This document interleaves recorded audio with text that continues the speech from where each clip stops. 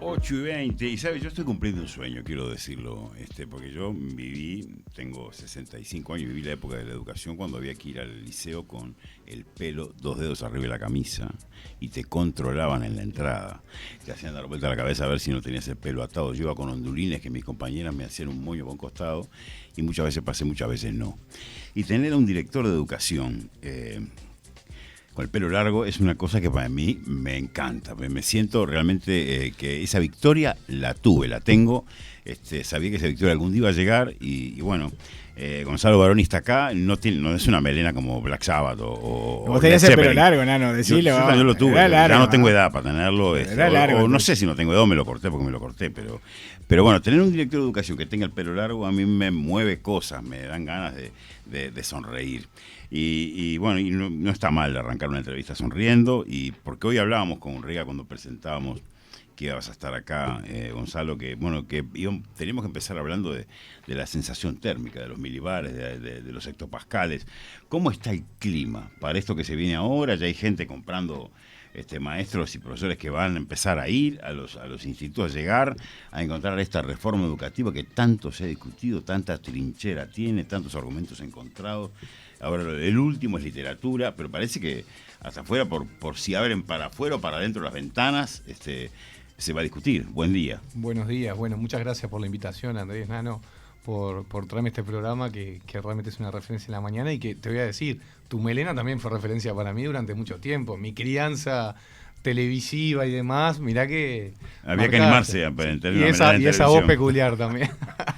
Pero bueno, no, muchas gracias por la invitación y gracias por poner el tema de la educación en un horario importante, donde la gente está llegando a trabajar, donde están aprontando muchas cosas, y algunos yendo a la playa, sí, porque estamos en una semana de carnaval que algunos se la tomaron un poquito más larga y que lamentablemente no tenemos lluvia para los productores, pero bueno, tenemos buen clima para descansar un poquito.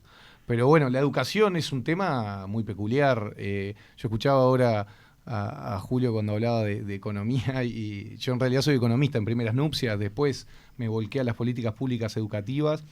Mirá. Después de dar clases. Primeras nupcias, muy bien definido. Y bueno, pero ¿qué es lo que te marca, no? Uno, ¿qué hace? 18 años, la facultad, no sé qué. Bueno, economía me gustó, bárbaro, pero yo un momento me cansó, o capaz no era el punto de vista o el prisma de lo que lo quería ver, y me fui a estudiar políticas públicas educativas, reformas y demás, y por eso me dedico a eso. Entonces mucha gente a veces me pregunta, ¿pero un economista hablando de educación? Es importante también, así como un ingeniero, así como un maestro, así como el peón de la estación o el que sea necesario. Me parece que es importante tener muchas visiones en este tema. El tema educativo, como decía Nano, es algo que está en la mesa cuestionado ahora, pero está muy cuestionado después de la pandemia. Y a mí me pone muy contento que la gente esté mirando programas de literatura. Me pone muy contento que la gente esté discutiendo si incluimos un tomo o si lo que sea. Porque yo cuando terminé el liceo, que lo terminé hace unos cuantos años... ¿Qué edad tenés? 37.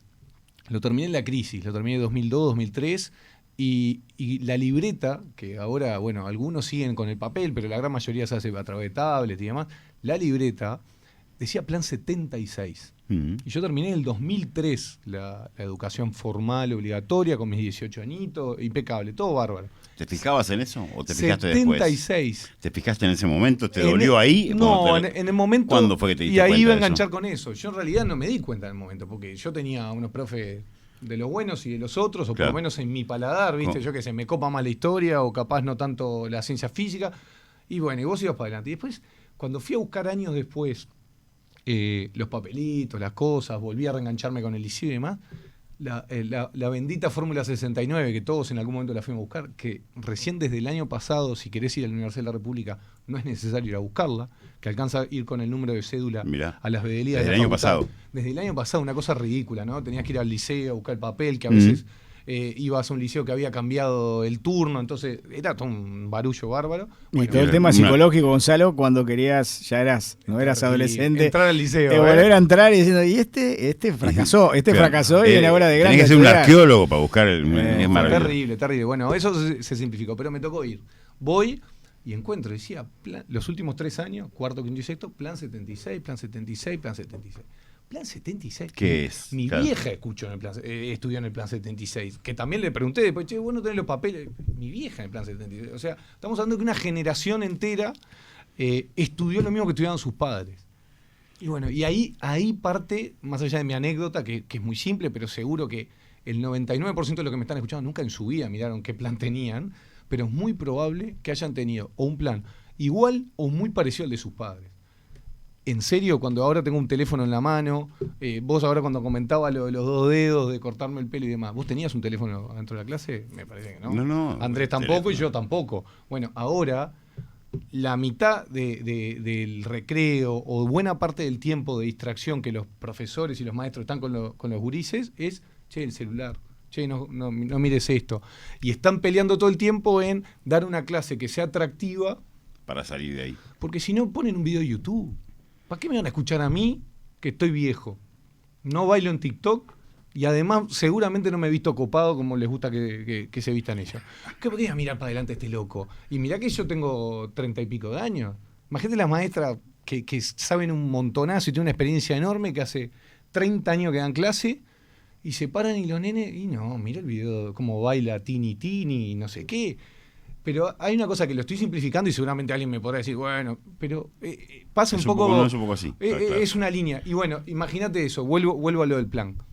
¿Tantos años para cambiar un plan?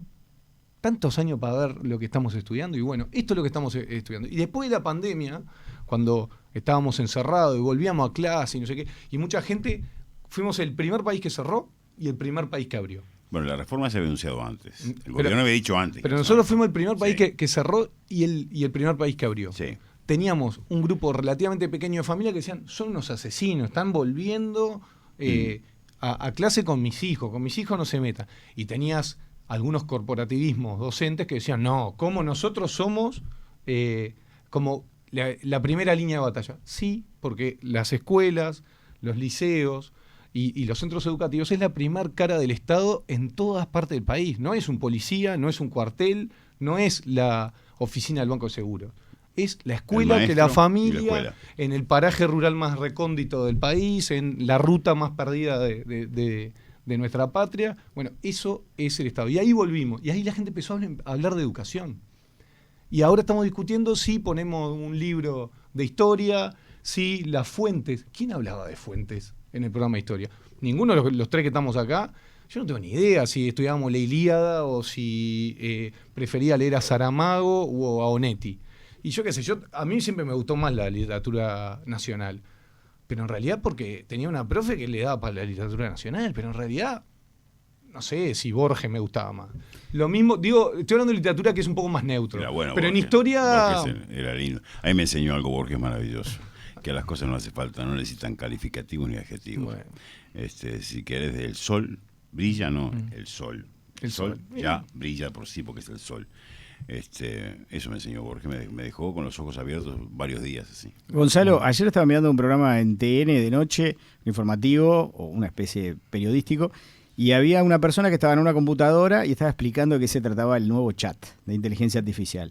Y los periodistas le hacían preguntas para que le hiciera ese chat. Y entre esas preguntas le daban palabras o temas para que la computadora de alguna manera contestara. Y bueno, le decían, haga un discurso de un político candidato a la presidencia, escriba sobre una noticia periodística.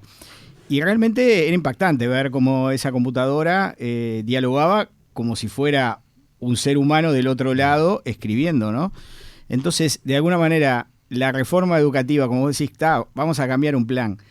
Pero el mundo gira a una velocidad tan impresionante y esto está evolucionando y el propio técnico que estaba explicando eso decía que hay cosas que ya superaban lo que él estaba haciendo ahí. ¿Cómo hacemos entonces realmente con esta reforma educativa, que algunos dicen que es una reformita, que otros dicen que es una reforma, para que los jóvenes, sobre todo, teniendo en cuenta vos que sos economista los números, la deserción tremenda que había de sexto a primero del liceo, sobre todo en la escuela estábamos bien, pero en el liceo, entrabas al liceo y después del primer año se van los jóvenes, ¿no? ¿Cómo hacemos con esta reforma? De alguna manera es un comienzo para esto seguir continuando. Este año vamos a ver algo y capaz que el otro vamos a ver otras cosas. ¿Qué es lo que se va a encontrar los jóvenes en este año cuando entren en este cambio, ¿no? En este liceo que ya no es primero y segundo y tercero, sino que es séptimo, octavo y noveno? ¿Qué se van a encontrar?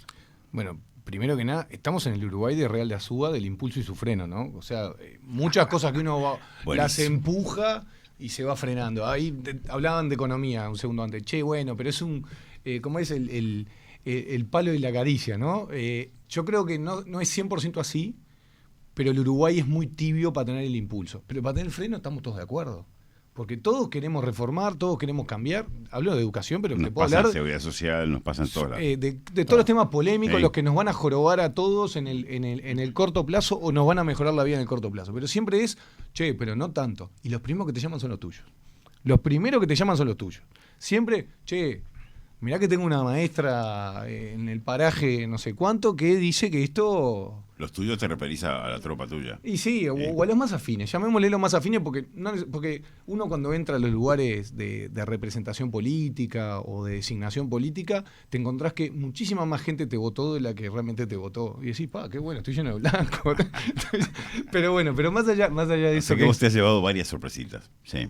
Y capaz seguramente todavía no me las llevé algunas, sí. porque hay mucha gente que tenemos una cosa muy linda en el Uruguay que es la estabilidad. Y esto del impulso y su freno, me parece que Real de Azúa cuando planteaba lo del impulso y su freno, lo planteaba hablando del ADN profundo del Uruguay, que es bueno, vamos a hacer cambio, pero no tanto. Es como Santos, el dictador, o Latorre dijo, Latorre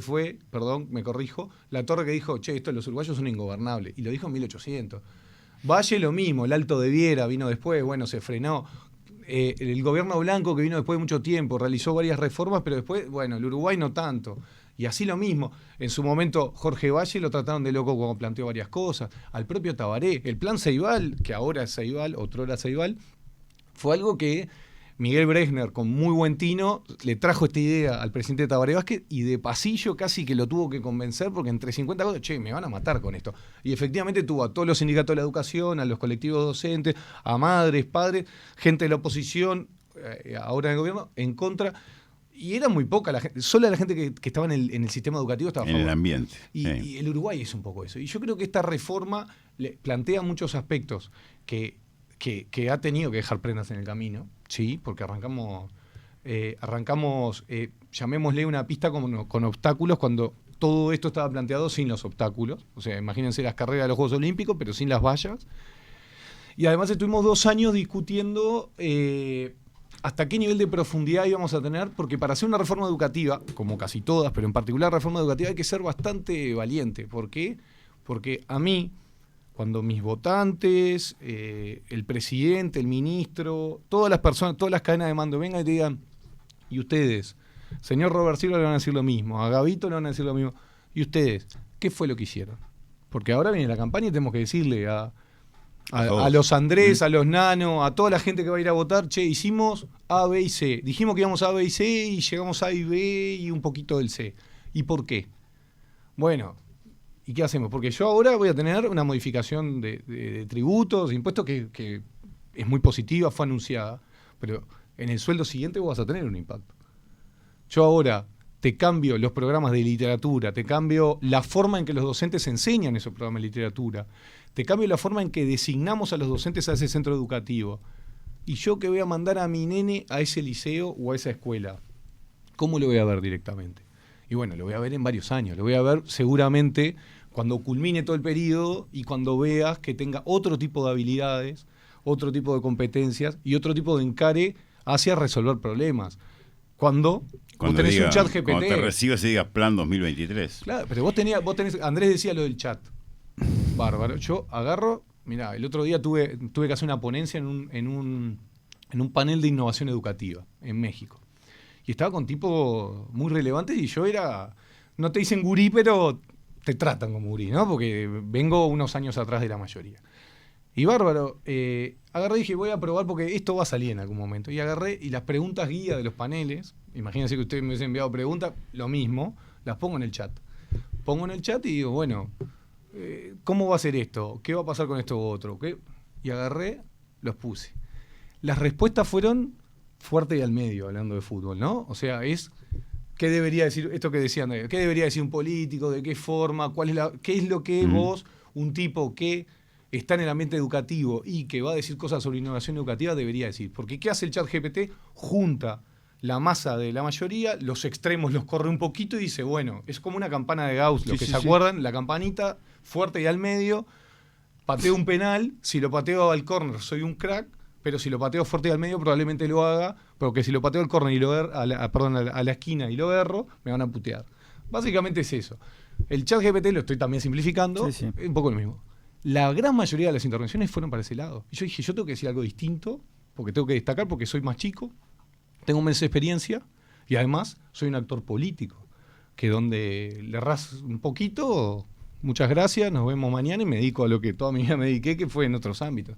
Entonces tenés que decir algo innovador, tenés que decir algo que rompa un poco los esquemas. Y tenés que, ese famoso tenés que, ¿no? Esa desesperación y hay un tema también generacional que el mundo, porque siempre castigamos al Uruguay, que el Uruguay castiga a los más jóvenes y un montón de cosas. El mundo castiga a los más jóvenes. Porque cuando hablas con todos los popes de la educación, de la economía, encontrás toda gente que fue al liceo en la época que fuiste vos, Nano. Que es gente que tiene mucha carpeta, mucha espalda, muchas cosas, y que suma un montón, pero que a veces no deja crecer tanto a locos más jóvenes. En muchas, sobre todo estoy hablando del área de investigación, estoy hablando del área de políticas públicas y demás. Entonces, ¿y cómo decir para que este loco retenga que, viene alguna cosa interesante? Y ahí lo probé, ¿no? Estoy haciendo el cuento corto, una historia larga, ¿no? Pero en el chat probé, bueno, vamos a probar esto. Bueno, el desafío principal de la educación, con mucha simplificación también, es, si voy a tener a alguien que lo voy a evaluar, le voy a preguntar cuándo fue la Batalla de las Piedras, por qué fue la Batalla de las Piedras, quién dirigió, quién ganó la Batalla de las Piedras, cuáles fueron las principales frases de la Batalla de las Piedras, y dónde quedan las piedras, que es básicamente lo que aprendimos todos los que estamos en esta mesa, cuando fuimos a clase de historia. Se lo pongo al ChatGPT y no necesito al profesor de historia. Entonces yo lo que necesito es que el profesor de historia se pare delante mío y me diga, mirá, las batallas suceden porque en determinado contexto pasa esta cosa, pero mirá que hay muchas cosas de las que te voy a decir. Andá a otros libros porque capaz hay una vueltita de tuerca, algo distinto. Está bueno que lo busques. Y además está bueno que lo busques. Sí. ¿Por qué? Porque buscarlo es lo que te va a resolver muchas cosas en la vida. Porque vas a estar en la cola del súper y vas a escuchar a alguien que va a decir algo y vas a googlear y vas a decir, ¿y este producto que tiene el carrito que está al lado mío? Desde esa cosa tan simple hasta, voy un poquito más atrás, yo enseñaba matemáticas en el Marconi, prácticamente 2 años. ¿En dónde? En la Escuela de Oficios de Don Bosco. Y cuando enseñaba matemáticas, le enseñaba a gurises de lo que vendría a ser un equivalente a primero de enseñanza media. La mitad de mi clase de matemáticas era enseñarles que no los jorobaran en el almacén de la esquina. Que si iban con 100 pesos a comprar 100 gramos de jamón y un pedazo de queso, o unos chicles, o una caja de puchos para los padres, el vuelto fuera correcto. Que si yo te digo, la esquina, la perpendicular, sepas lo que es una perpendicular. Que sepas cómo medir y para qué me sirve medir las cosas. Que sepa que los 100 pesos se pueden fraccionar en billetes de 20, en billetes de 50, claro, en monedas de 10. Y esas cosas las aprendimos algo tan básico, mucho más atrás, que eso son competencias. Gonzalo, ¿qué es lo que tranca a los docentes, profesores, sindicatos? ¿Dónde está la tranca? Si lo mirás, porque vos sos un tipo abierto, te puedes sentar a conversar con cualquiera. Sí. Y te vas a poner de acuerdo con cualquiera. ¿Dónde está la tranca ahí? Yo creo que hay una forma, hay una parte de formas, de las reformas educativas profundas en general han tenido toda su oposición de los colectivos docentes. Y cuando me refiero a colectivos docentes me refiero a los que son muy representativos y los que son un poquito menos. Pero los colectivos docentes, sindicatos, federaciones y demás. Y en general han tenido muy buenos interlocutores y a veces no de los otros. Eso también. Y después hay una parte que es los tiempos, de que las reformas en general han llevado estamos en el 2023. Seguimos hablando de la reforma Rama, como la última gran reforma o los últimos grandes cambios. Rama fue, muévase 5 casilleros para atrás. O sea, sí. Estamos hablando de que los programas que modificó Rama, o que empezó a modificar Rama, y muchas de las cosas que empezó a modificar Rama, las sufrí yo cuando iba a la escuela, no al liceo, a la escuela. O sea, estamos hablando que esa fue la gran reforma y tuvo mucha oposición y demás. Las grandes reformas ahora llevan mucho más tiempo y aparte son reformas que cuando están empezando a terminarse de implementar, ya se está pensando en la siguiente. Nosotros estamos hablando de, por ejemplo, tener aprendizaje basados en proyectos, que es básicamente poner el gato en la mesa, para simplificarle a los oyentes. Ponés el gato en la mesa y bueno, ¿cómo discutimos con el gato en la mesa? O sea, con el proyecto arriba de la mesa. Vamos a resolver, en el barrio hay un problema con los semáforos de la esquina. ¿Por qué están mal puestos? Bueno, discutamos, nos sentamos con los gurises y uno dice, che, ¿por qué no hablamos con el alcalde de la vuelta? Y otro dice, no, pero mirá que eso lo maneja Vialidad. No, mirá, y otro dice, pero en verdad los vecinos van muy rápido. Empezamos a discutir el problema y lo llevamos para adelante. Todo esto tiene 50 años para atrás. Y en Uruguay solamente en algunos lados se aplica la UTU, en algunos programas hace mucho tiempo, en algunos programas más experimentales, y algunos docentes que igual lo llevan adelante a pesar de los equipos inspectivos que le dicen, che, estás un poquito afuera de la línea o demás. Entonces ahí también hay un tema hay cosas que en Uruguay se vienen haciendo bien hace tiempo, pero muy poco. Ahora hay que hacerlo mucho más rápido porque las cosas están cambiando y porque además los países de referencia, cuando vos mirás a nivel internacional, esto no solamente ya lo aplicaron y ya lo están cambiando, sino que ya están pensando en otra cosa. Vos cuando hablás, la gente dice Finlandia. Digo Finlandia porque ideológicamente va a estar de acuerdo la gente del frente, va a estar de acuerdo los blancos, es como... Estamos todos de acuerdo. Sí, es neutro, sí. Estamos todos de acuerdo, sí. No es como quién es mejor, Messi o Mbappé. No, acá creo que la grieta, no hay ninguna discusión que Finlandia está llevando adelante cosas.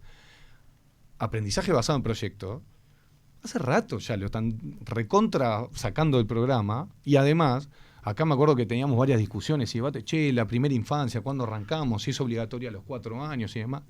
En Finlandia lo sacás caminando y vas solo a la escuela cuando empieza a ser obligatorio. Hace tiempo. Yo con esto estoy diciendo que está bien, no, porque es otra cultura, es otra sociedad, pero lo que voy es que en el mundo a veces decimos, las cosas deben ser así. Y Uruguay termina con una visión bastante local, muy aldeana, que decir, ¿y cómo lo hacemos? ¿Y cómo lo llevamos En a Real de Azul, ¿no? Gonzalo, pero el problema son los gremios. No, yo no creo que sean los gremios. Yo creo que hay algunos dirigentes de algunas corrientes gremiales que han tomado la decisión, a mi entender errónea, de trancar, pero más que trancar, de tener un discurso agresivo en lo público. Porque cuando te juntás a charlar, y en muchas cosas estamos de acuerdo. Sí, Capaz estamos de acuerdo, estamos en desacuerdo en los tiempos. Creo que salvo alguno más radical, que han cambiado el discurso en el último tiempo igual, todos estamos de acuerdo que hay que hacer una reforma. Lo que no estábamos de acuerdo al principio, y me parece que ahora estamos bastante de acuerdo, que las decisiones las tomamos nosotros. Que eso en el último tiempo claro, se había virado, ¿no? Se había cambiado un poquito. Que era, bueno, esto lo tenemos que negociar. A mí me pasó, también, perdón, una otra anécdota. Primer semana de trabajo, pocos días antes de que cerraran la clase y que todo el mundo se me fuera a trabajar en teletrabajo, ¿no? Me siento, viene un jefe de sección y me dice, director, acá sabemos que somos partidos distintos, así que bueno, vamos a acordar algunos términos.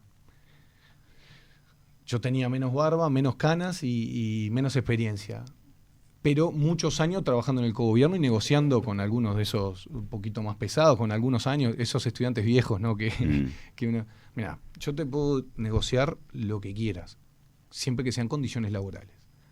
La política pública la llevo yo, y yo te voy a decir lo que se va a llevar adelante.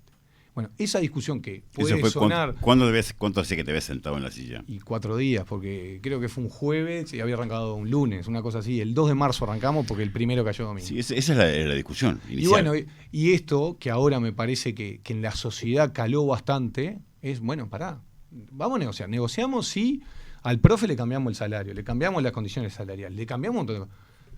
En programas, en cómo vamos a conducir la educación, porque...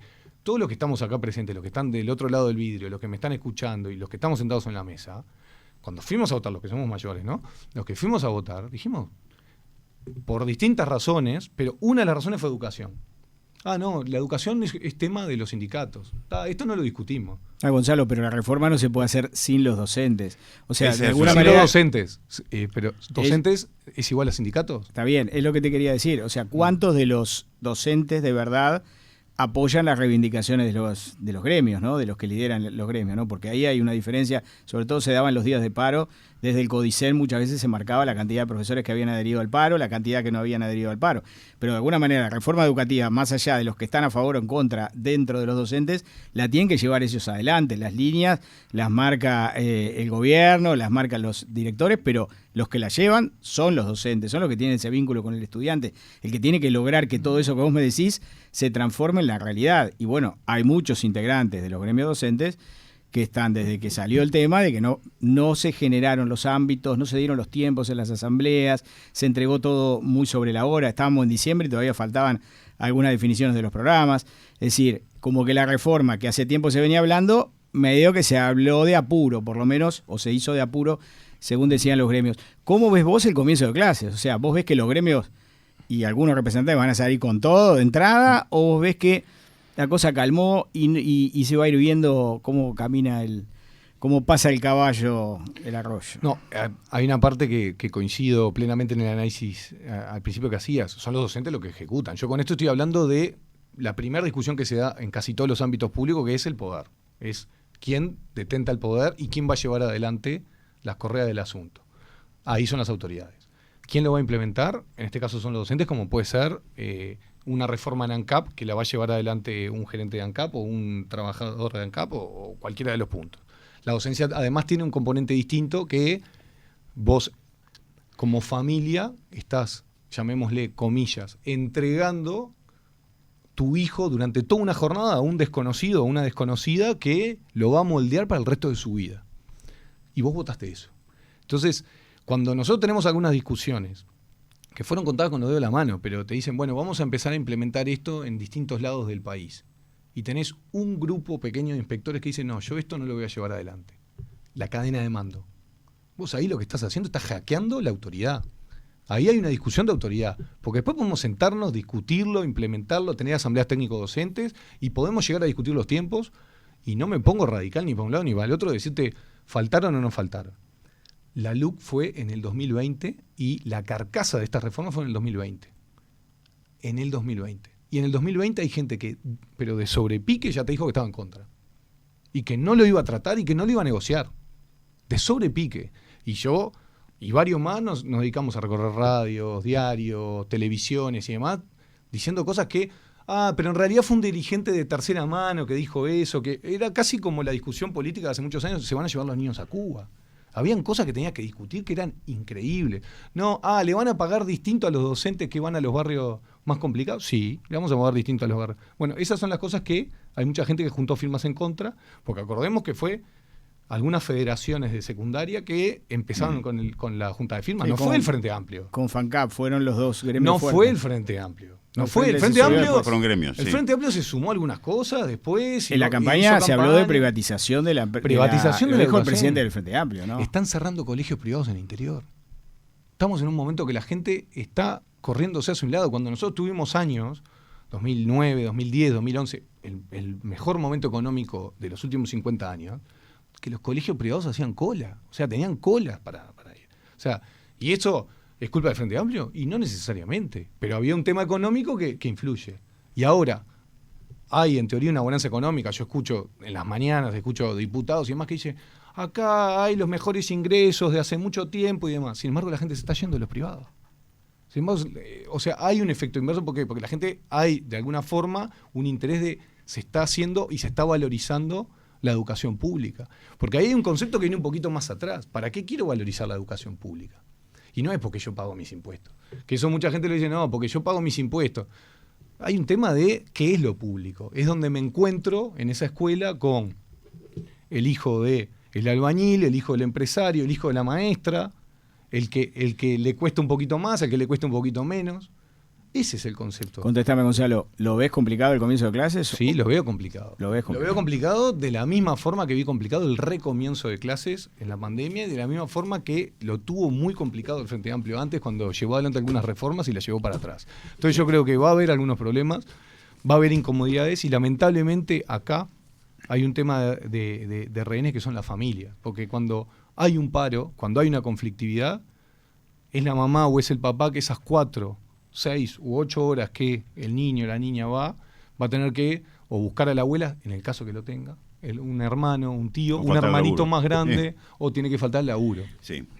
Entonces al final del día... O no, sea, como que está en el aire. Y aparte me parece que ahí hay una picardía de algunos dirigentes sindicales que lo que plantean es, a sotoboche, ¿no? También por abajo, al final del día es el gobierno el que tiene que aflojar. ¿Por qué? Porque nosotros trabajamos para todos y los sindicatos no. Entonces, cuando el sindicato defiende determinados proyectos y demás, miremos cómo ha cambiado el discurso en el último tiempo cuando muchos sindicatos de la educación tenían la opinión pública en contra. Pasaron de una discusión más corporativa a una discusión más generalista. Estamos defendiendo la educación pública. Eso es lo que plantean. Y sin embargo, uno de los principales sindicatos que apoyan todo esto es el Sindicato de Profesores de la Educación Privada. O sea, hay muchas cosas ahí en la discusión que es más de la arena política, que lamentablemente las familias son las que están en el medio, y que el gobierno, en muchos casos, la ANEP, el ministerio y tantos más, al final del día termina cediendo. ¿Por qué? Porque no te podés permitir a los niños nuevamente en las casas sin aprender. Porque eso es lo que pasa cuando un docente falta. Bien, voló el tiempo.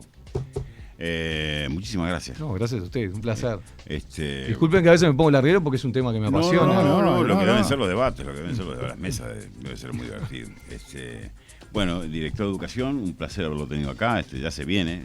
Esto que va a ser, evidentemente, todos sentimos lo mismo que tú, que el clima, los hectopascales marcan algunos rayos, algunas centellas. Voy a poner ahora en el chat, van a haber paros en el comienzo de la educación, a ver qué me dice. Sí. A ver qué me dice el chat. A ver qué responde el chat. Te va a decir que sí. Inteligencia artificial. Pero siempre es lindo cuando hay discusión democrática. Y sí, obviamente. Que nosotros la tenemos. Obviamente. Y hay que valorarla. Bien. Gracias por este Gracias, Gonzalo.